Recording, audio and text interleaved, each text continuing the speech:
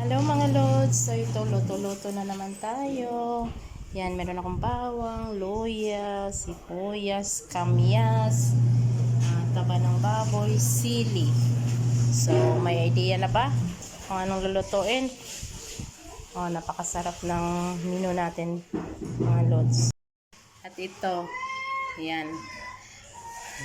ang dami kong isda mga lods. Yan ang gagawin natin, sinaing. Tawag namin dito sinaing. Sinaing na isda.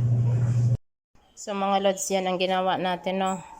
Ginawa natin pangsapin yung taba ng baboy. Dito sili, mga sili, damihan natin ng ricado para mas masarap. Yan. So ito na yun mga lods, punong-puno yung kaldero natin kasi ang napakadaming mga ricado at yung isda madami din. So lutuin natin to ng 3 to 4 hours and later ready ang ating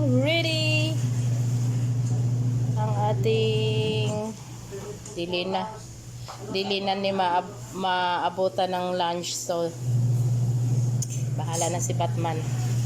Naiga bagulbol dire sa likod mga lods kay 3 to 4 hours daw kanus daw maluto. Diwayo. Shout out Bilog and Net Tomas. Ito yung favorite natin diyan. So mga lods, naka 1 hour na ako. At least kumunti na yung ano niya. So yummy. Wow, sinaing na tulingan is waving. At nagantay ang mga mukhang yan. Ayan, yan, hindi yan pwedeng makakain. Kasi mayroong taba ng baboy. Bawal siya. Ang ulam nila, lods, pinirito. Isda pa din. Ang sa akin ito, akin to lahat. Hindi ako matakaw. Basta akin to lahat. So, ayan na mga lods. After nilagay ko po to 11.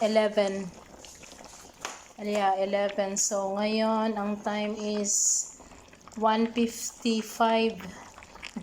Kawawa yung mga nag-antay kasi pinapaano ko yung sabaw. Pinapaunti. Yan, yummy na siya mga lods.